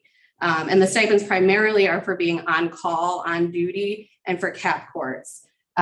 Because in the past, our attorneys would maybe get 3 to 4 phone calls a week about for being on call. Now they're getting 3 to 4 calls a night, having to deal with. You see the numbers in cap. It's significant. It's been a significant increase in workload, and our attorneys have been doing it essentially for free for the past 3 years. So that's the number one question I got when I'm doing interviews is what's your stipend? Because that is consistent with what counties have been doing probably for the past 3 years since cap court was initiated.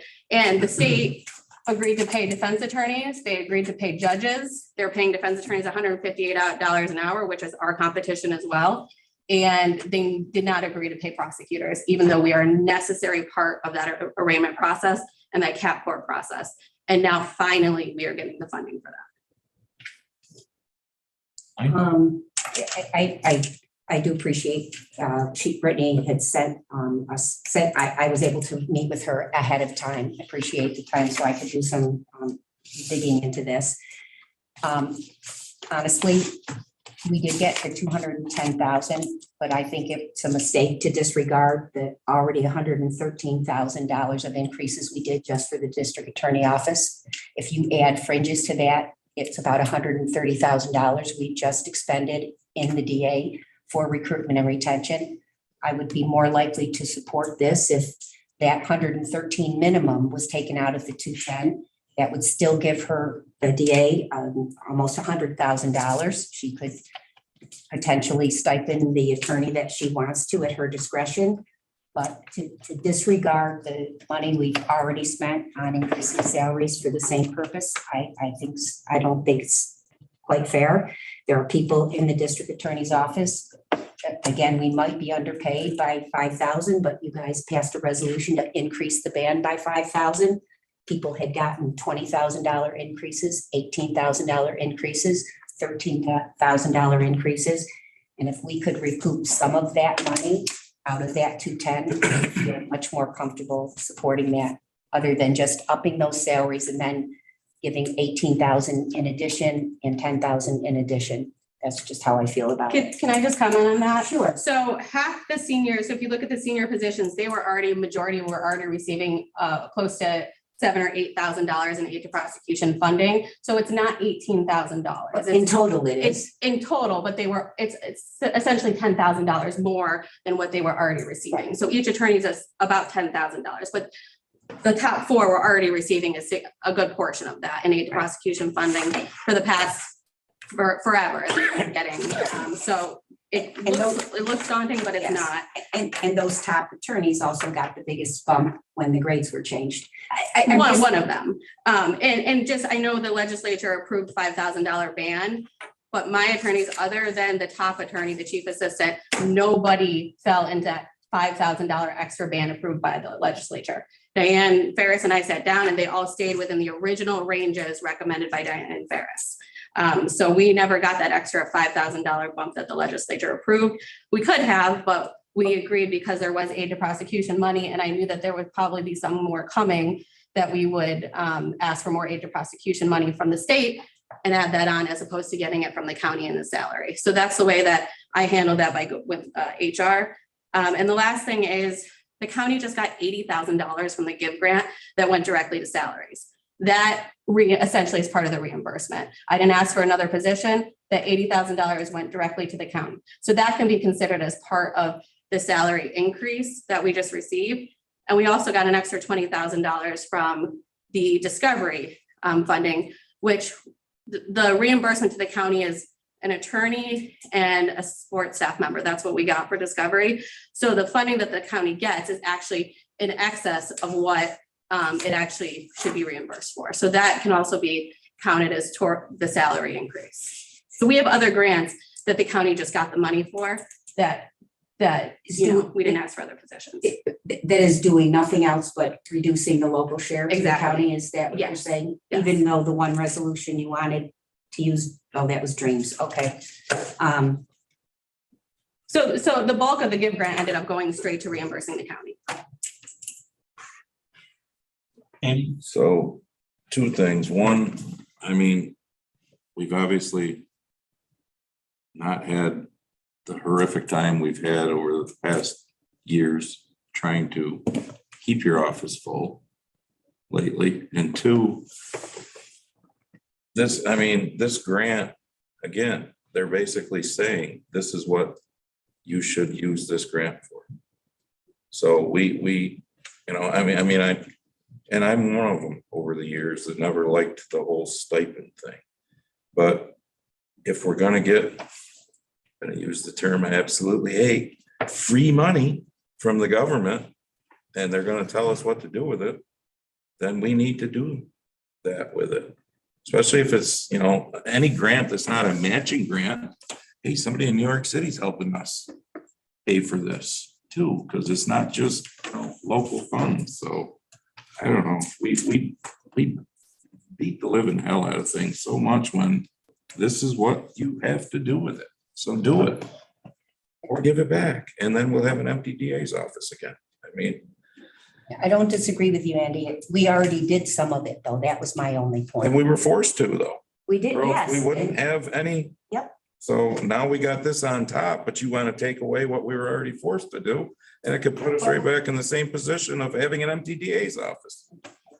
Well, I don't see it that way. Because I'd rather, if I was a lawyer, make that $158 an hour than, I don't know.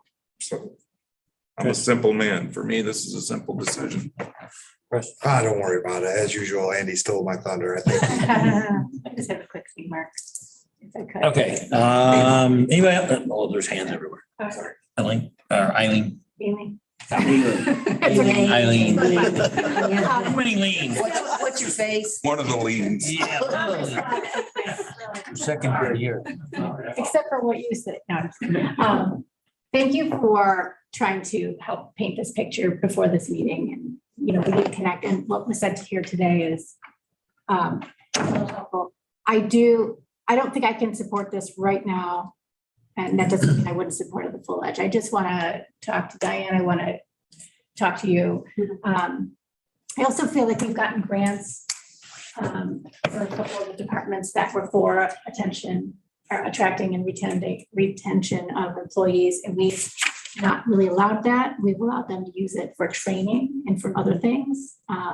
So I just want to be consistent. And I just want to get a clear picture because I feel as though this is, I understand it's for a good reason that we need to get the salaries up to snuff, but we did just, step aside from a planned salary survey next year to pull the attorneys down to do that work. So I'm just I'm not gonna support this evening, and I don't take that personally. And, I just want to go through and get the picture. Anybody else have any? Heidi, go ahead. I am going to support this evening. We met and I did my own research afterward. And it is true that across the state for years rolling, the intent and the use of the aid prosecution money is for retention stipends. And that attorney and that question that was asked by an attorney that you interviewed recently is asked because there's an expectation that every county gets aid to prosecution, and this is the precedent for how it's used. I wouldn't want to see us step away from that precedent when we're building a very healthy attorney's office. Thank you. Anybody else? Okay, hearing none. All in favor of JP 6? Excuse me? As amended, correct. I got lost in all the conversation. Can I get that again? Aye. Any opposed? I have 2. Passed. Okay, JP 7 has been pulled. So does anybody else have any questions for the district attorney while we have her? I suggest you run away now. Yes. Thank you. Thank you very much. Get something to eat. Let's see. Next up, emergency services, Riley Shirley. No, you can't have any money. I'm not asking for money this year. You want me to do that and you sit here? We were talking about. Yeah, sure thing. Mr. Strong, with respect, I'd like to go down through my report and resolutions before I address an elephant. You have my report in front of you. I have 3 resolutions before you tonight, including retitling my office. Just briefly summing that up. The office had its name change back in 1984. If you want to look at that actual resolution, I've got it here. When we shifted over from the Office of Civil Preparedness and Defense. Following the model of many emergency management offices, the title itself for my role, the deputy director, and a number of others within the office have all been switched to emergency services, which incorporates the all hazards method or all hazards response. That was in 1992 that they switched those titles. It's what's on the trucks, it's what's on the gear, it's what's on just about everything that we have. And I'm just looking to make the clerical change in changing the title of our office today. In positive news, we also have received about $160,000 worth of grants. $30,000 of that will go towards salary recuperation for my position. And then we also have about $130,000 that is going to be awarded through Homeland Security funding that will support body armor for the sheriff's office, updating our emergency operations center plan for the first time since 1999, as well as purchase an air compressor for the training facility that'll be used for SCBAs. Additional information is down below. There's been little change to the public safety building or to the rehab vehicle. Still pending information from Bergman as well as Matthew's specialty vehicles. An informational line for you is this evening. I'll have a full presentation tomorrow at Government Ops. So Andy, if I won't be there. Okay, so you're spared of that one at least. The building occupant emergency plan or emergency action plan for the buildings has been updated for the first time since 2008. We started this project almost exactly a year ago, working between the safety committee, Shireen, the sheriff, myself, in trying to update that. Really, we tried to take a plan that had 64 pages, 25 of which was all how to use a fire extinguisher and make it into something that is actually functional. We broke it down into some functional annexes that include run, hide, fight, et cetera, based on circumstances that might be within this building. But we also tried to broaden it and make it all encompassing for facilities throughout the entire county, not just 160 Genesee Street. Within it, a few other minor changes. We changed the title of floor marshals to department emergency coordinators so people can better be trained to respond to incidents within their department. We also did away with a color code system that currently hangs on the doors or on some of your key cards. The reasoning being behind that is that in a true emergency, plain English language is the way to go forward. There's a missing child, the fire alarm is going off, there's a possible hostile individual in the building, whatever the situation might be, plain English language. Don't expect somebody to remember a code red versus a code orange versus a purple at 3 o'clock on a Tuesday. So that'll be coming before you via government ops resolution. And then again, on a positive note, to just kind of wrap up my report is we actually are hiring as well. We hired or will be hiring 2 new deputy fire coordinators, 1 deputy fire EMS coordinator, as well as appointing a volunteer intelligence liaison officer. For those of you who don't know the ILO program, that's the See Something, Say Something program the state put into effect 10 years ago. We have 2 positions that are appointed to our offices that teach those trainings to fire departments, EMT classes, et cetera, throughout the county. And so those 3 part-time coordinators, they're stipended a very small amount. They're not full-time, part-time, or hourly employees, but they'll be starting as well. So with that, are there any questions on my report or any of the resolutions in front of you? Mr. Chair, if there's no questions, I'd offer JP 8, 9, and 10. It appears that Mr. Churliff has articulated JP 9 and that 8 and 10 are to accept funding. So I would offer them as a bundle at this time. Second that. I have a motion and a second to offer JP 8, 9, and 10 as a bundle. A lot of language behind Yeah. I have a motion and a second on the bundle. Any discussion on the bundle? Hearing none, all in favor? that. Aye. Any opposed? Carried. And for information only, I have GO2, adopting the revised Cayuga County. Oh, God, gee. My mistake. Sorry, Sheriff. Next up is the sheriff. Brian, go ahead. I apologize. Would you still like me to continue the conversation of ambulance service? Got me lost here. It's been a long evening, but I still feel it's probably part of it. What are you talking about? The I would AMR, like to hear about it. yeah, AMR, the ambulance. Oh. We're gonna get to ask questions. All right, so I can give you as much as I've got, but go ahead. Go right ahead if there's interest in the discussion. All right. Dave, would you like me to just share the letter? Yeah, when I get go ahead. Okay. For those of you who aren't aware or haven't seen the evening news since last week, American Medical Response, or AMR, has allegedly been looking into the potential of leaving Cayuga County. For those of you who don't understand, we have about 14 ambulance agencies that service the county at any one point in time, including AMR and 2 out-of-county based agencies. AMR holds the certificate of need, which is the assigned role to provide ambulance services throughout the entire county. And they've held that going back to their days as rural metro and eastern paramedics. So about 30 plus years at that point is what we're really looking at. 37.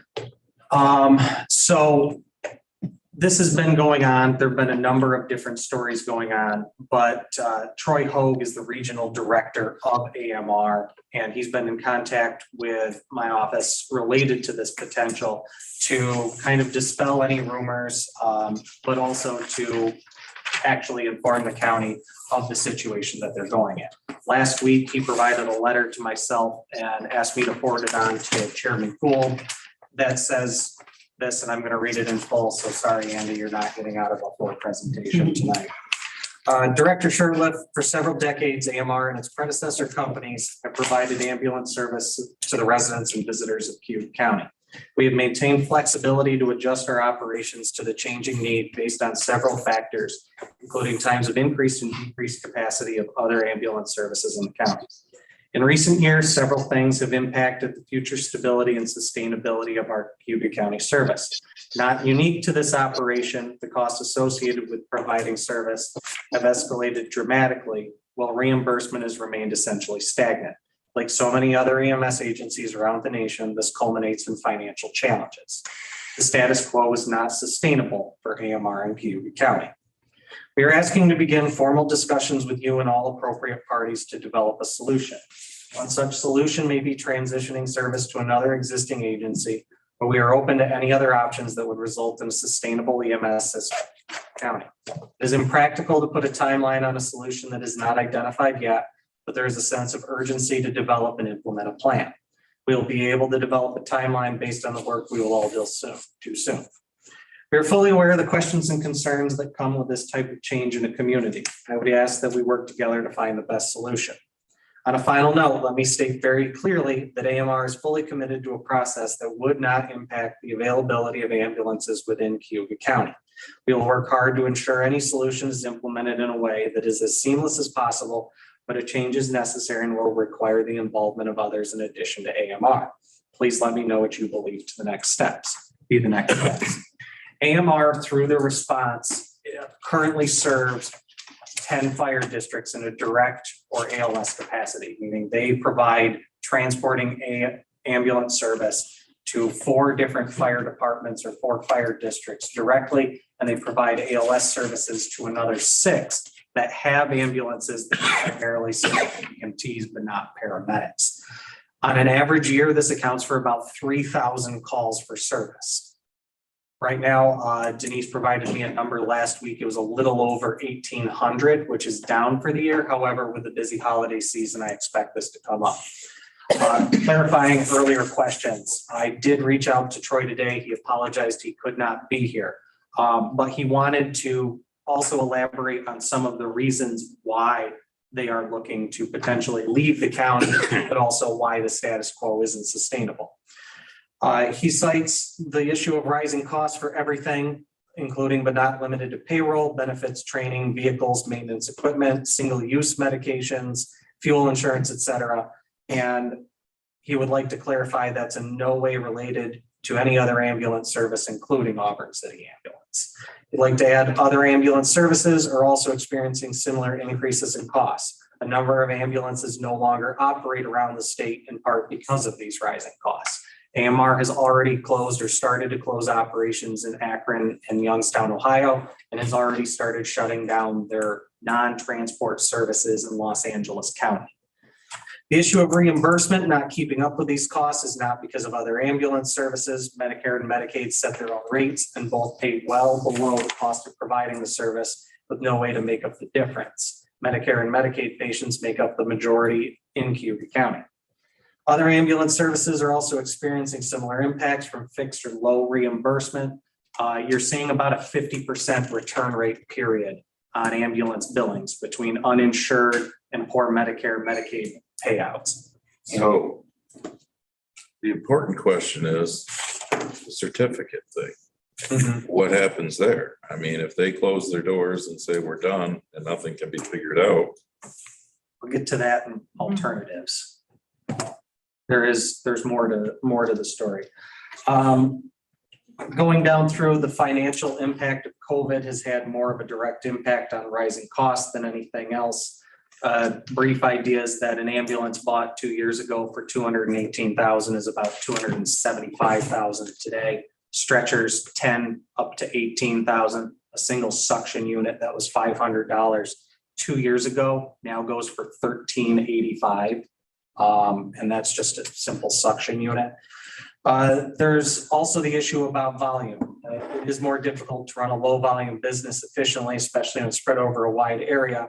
However, One final thought you may want to include is that the formation of Auburn City Ambulance did not take away from our call volume. TLC had held the contract with the city for quite some time before Auburn City Ambulance started. Where do we go with those as the explanations for why we leave? If you'd like it, it's available online. I printed one copy. Steuben County has been experiencing a very similar issue with AMR servicing the city of Corning. I also am taking a class this week with their public safety director. But where do we go from here? They hired ICMA, Wayne County hired Fitch and Associates, but there's essentially 5 solutions or 5 alternatives that we can pursue going forward.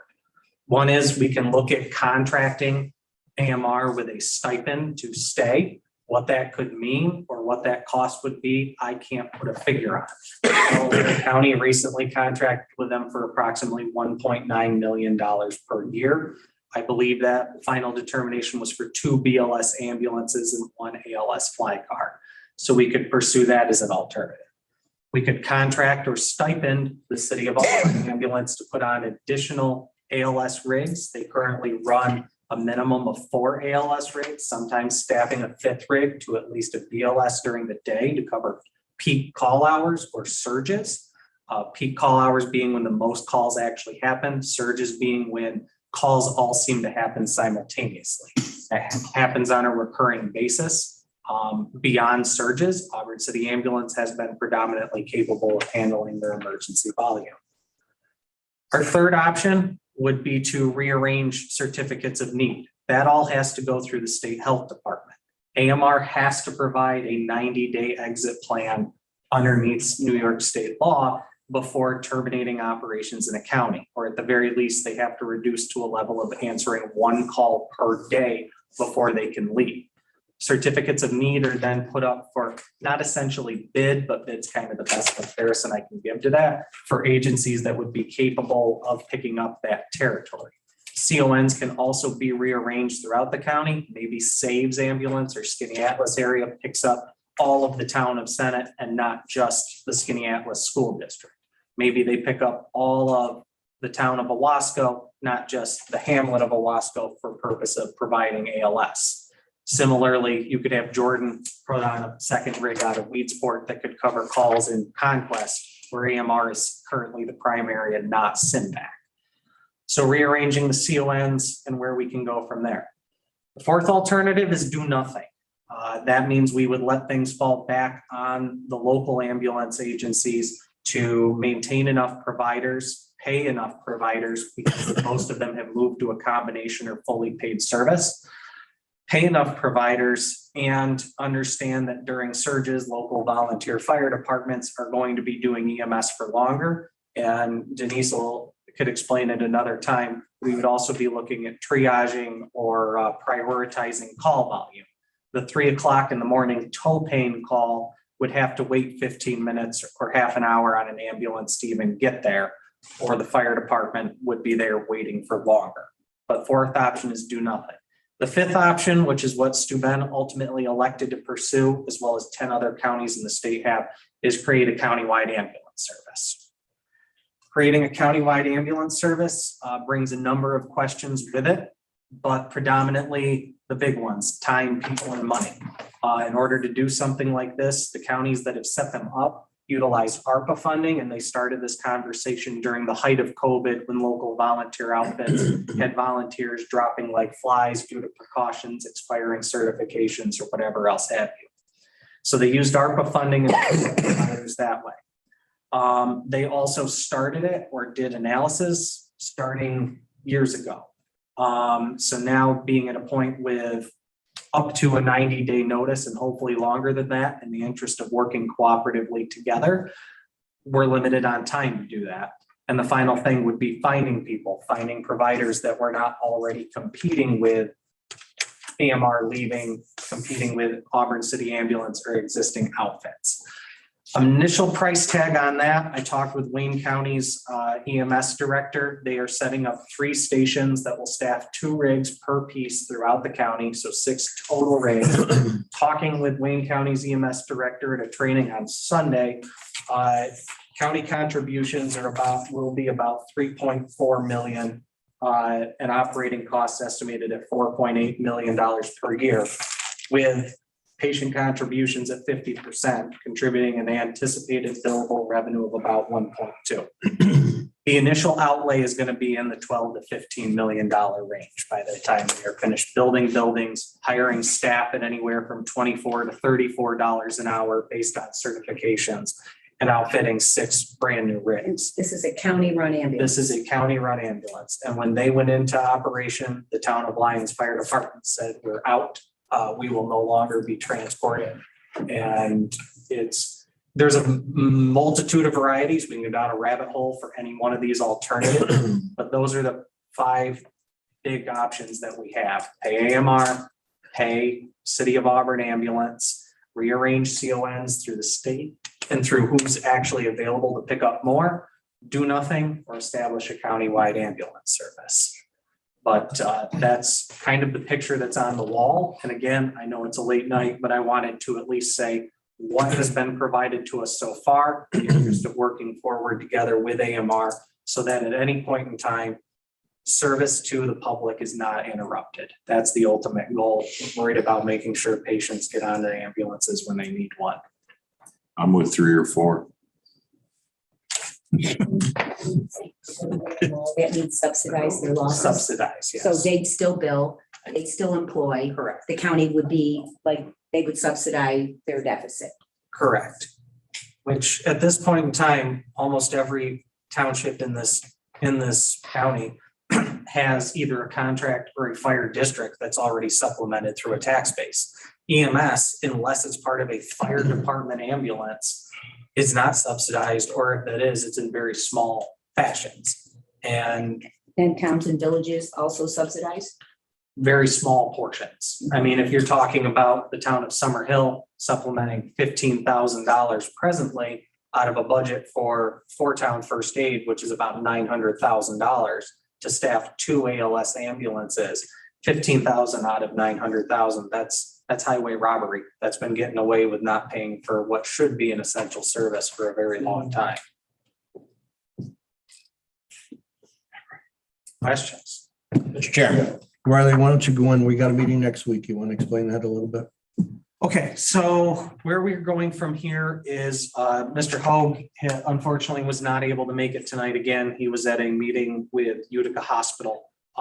He's intending on coming in next week to, at the very least, meet with the chairman of the Judicial and Public Safety Committee.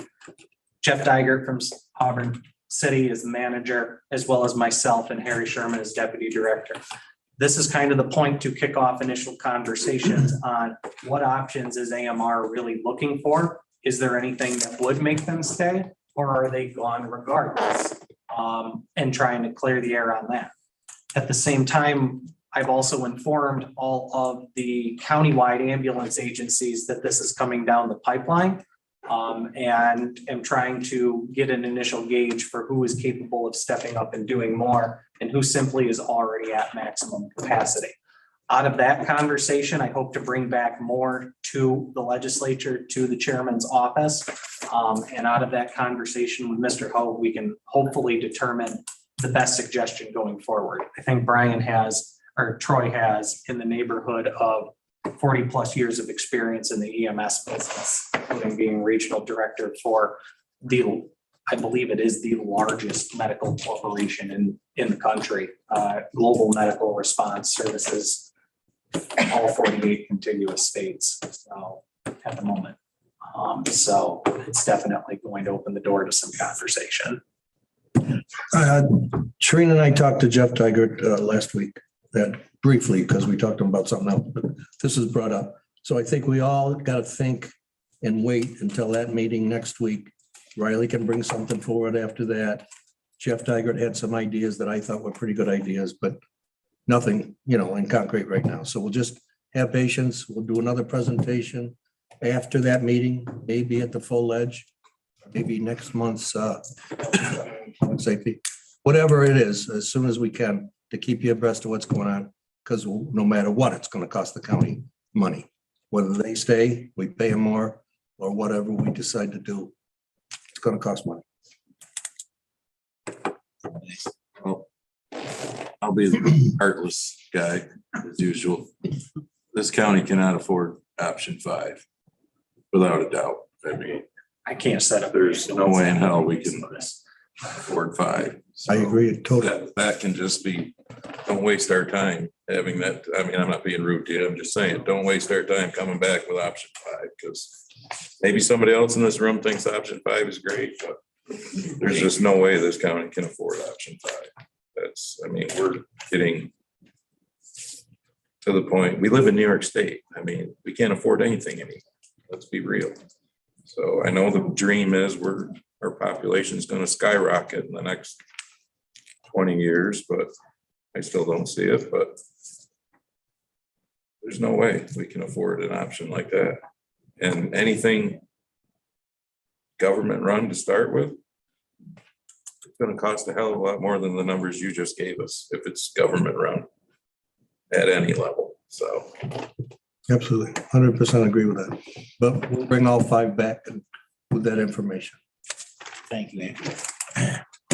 Thanks, Riley. Really, I appreciate it. Good job, Oh, I'm sorry. No, I just wanted, if we're gonna go with an option where the county is gonna, chip in something, just one, the Village of Fairhaven would like to get in on that. We run our own ambulance service up there and we get no money from the county and no help from anybody else. So, and I'm sure there's a number of other volunteer fire departments that would like to get in on that are struggling for funds. So same thing. I mean, they've been doing it for years. we're covering Wayne County now, parts of Wayne County up there. Only to help out, but it's stretching us a little bit thin. So we are working with the Wolcott County, Wolcott Town Supervisor to help chip in a little bit. They've been interested in doing that, but just putting it out there, if we're going to start giving money away, that the Village of Fairhaven and District 1 would surely like some of it. Thank you. Adjourn. Cancer. No, we still got business and doctor. Sheriff. Oh, we got 2 more committees here. Sheriff. That's the sheriff. Hi, Mike. Thank you, Riley. Ron. Riley. Killjoy. Mike's already adjourned. Continue on this long night. And believe you me, it's been a long day and my mind is lost all kinds of control. Next up is probation. Sir, I apologize. Jay did give me your name, but Okay, I'm John Murley, probation supervisor, director Demas Clear. John, thank you. You have the floor. It's yours. How do you spell your last name? Right, so there are no resolutions and JD did provide a report to the committee, so I just wanted to ask if there's any questions regarding the report he submitted. How do you spell your last name? Murley. Want to get it right. Anybody have any questions for John? Going up on the podcast. Thank you, John. Thanks, John. I appreciate it. Next up is the sheriff. Sheriff, I apologize. That's okay. I'm not trying to go. Good evening. I don't think I have a choice but to keep it short, right? That's up to you, sir.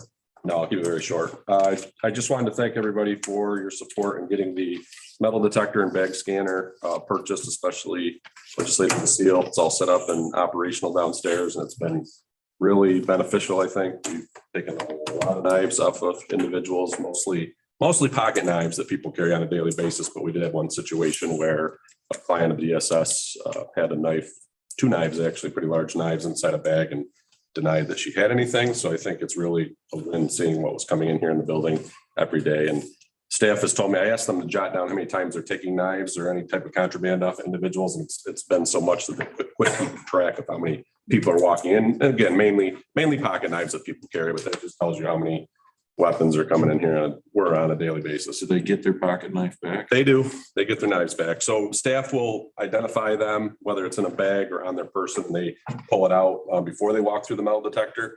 They hold that until they come back through, and then they give that back to them. But it's been very beneficial. Do you ask, do you have anything that will detect?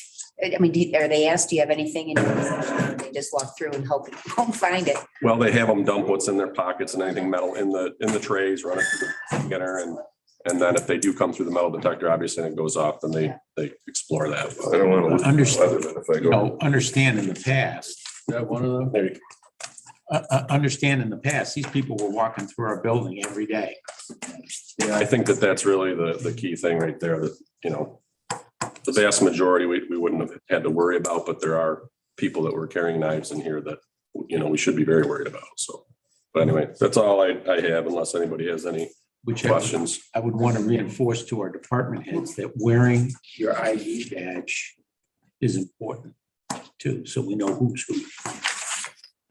Thank you. I'd like to see for the full ledge meeting, a couple photos of what you collected, like the one you showed me today. I can We email got a big those. screen we could put it up on. I can email those, but I don't have anything else, but I'm happy to answer any questions if you Anybody have any questions for the sheriff while he's here? Seeing none, the only thing I have left for business, thank you, Sheriff, is I have EP 10. I can find my paperwork. Wife's been texting me features throughout this meeting. What's that? Your wife's been texting me. See, Wow. see, that's why I was giving you the look. She likes to be better. Yeah. All right, let's finish this up real quick. JP 10 for information only, adopting and revising or revised Cayuga County Emergency Plan, having a title change to the Cayuga County Building Occupant Emergency Plan. I think Riley basically touched on this very shortly. And that will come under government ops. So with that, I'll accept the motion. So moved. Second. I have a motion and a second. Brian. All in favor? Aye. Aye. Aye.